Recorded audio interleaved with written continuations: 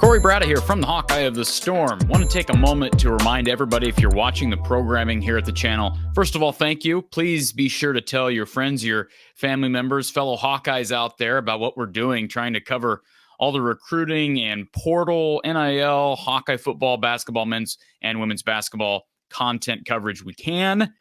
Please be sure to hit that like button, and please follow me on social media, because I try to provide as many updates that I can to my followers over on Twitter, or as they call it, X now, @FromTheHawkeye on Twitter and on Instagram, @FromTheHawkeye. Give me a follow.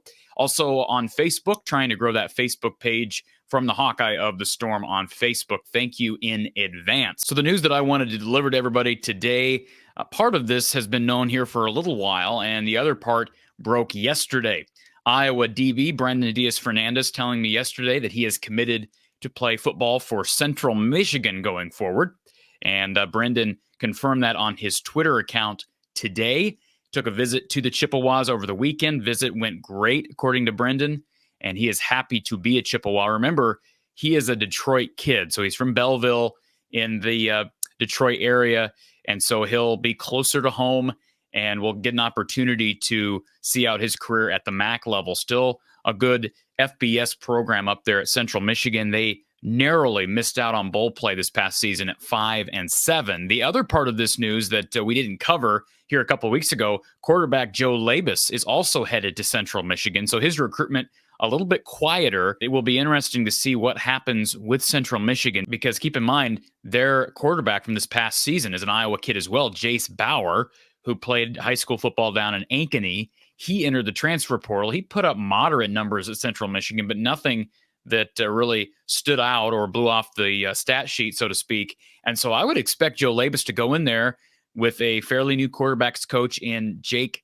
Costner, who's got some really kind of an interesting background. He's coached with guys like Tom Herman, Steve Sarkisian, even Jim Harbaugh. It'll be interesting to see how Joe Labas is developed. If he's developed at Central Michigan, could he be the starter? I could see him starting at a MAC school, but it will be interesting with a guy who's obviously got some pedigree coaching passers. Now, how much do we really credit him? Obviously, those stops, I'm sure he learned a lot with those offensive minds, but it'll be interesting to see if Joe Labas wins that job, how he performs at Central Michigan. It's always interesting to see how quarterbacks that transfer out of the Iowa program do at their next destination. We've been following Alex Padilla's career. He has not played yet. He does have 1 year left. I'm assuming he takes that year and plays, but SMU's got their starter returning and Preston Stone, assuming he doesn't enter the transfer portal during the next window. Preston Stone put up huge numbers for the Mustangs this past season. So, Alex Padilla really hasn't done anything spectacular down in Dallas. And, of course, there are other examples. I mean, guys like Cody Sokol put up big numbers at Louisiana Tech a few years back. We could go back that far. But more recently, Ryan Boyle, guys like Drew Cook. I mean, you can go down the list of former quarterbacks at Iowa that went other places, albeit maybe a lower level FCS or G5 level. So it will be interesting to see, kind of testing the waters or the talent level of a guy like Joe Labas, who I don't think necessarily got a fair shake here, but I've said that about almost every quarterback that's played here, because I think over the past 6 to 7 years, there's been a severe lack of development and coaching at that position. That's my opinion. And I'm sure people like Spencer Petras, who was a 3-year starter, and Nate Stanley, and, go down the list, those guys would probably claim differently. But I think it's been a disservice to the guys who have left, because they have just not been developed. But we'll see how Joe Labas does at his next destination at Central Michigan. And again, best wishes to Brenden Deasfernandes. There's a young man who out of high school really didn't have a ton of offers, but Phil Parker saw something in that young man, brought him in. He struggled with some injuries. Really good kid and really good family. His parents were always at the games, home and away games. Really loyal family. I'll be interested to see how he performs. Hopefully he can win a starting position. Kind of a young group of DBs over at Central Michigan. And he actually will be at Iowa through the spring. My understanding is that he's graduating this spring at Iowa, and then we'll head over to Central Michigan as a graduate. So congratulations to both of those guys transferring to an FBS school.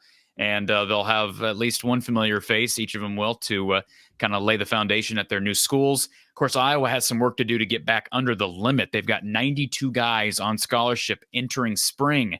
Only 85 scholarship players are allowed prior to the start of fall football. So after the spring practice is over, the transfer portal window will open again, and they're going to have to trim those numbers down. They could lose a guy or two due to medical circumstances. That always seems to happen. Guys that just choose to walk away from football. But my guess is you're going to get a number of guys leaving for the portal.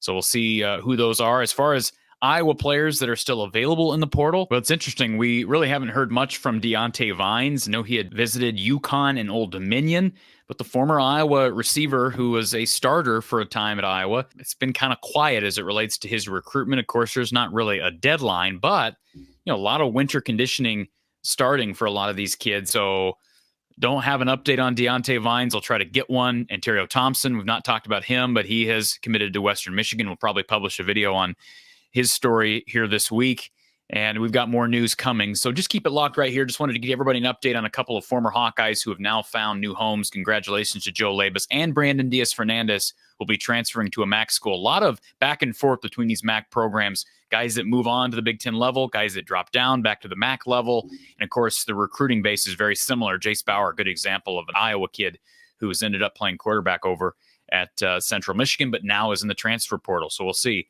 Could potentially Joe Labas win a starting job there in 2024. That will be a storyline to follow. Appreciate you tuning in for another segment here from the Hawkeye of the Storm. Stay tuned. More coverage on the way. Be sure to like and subscribe before you leave, and we'll talk to you next time.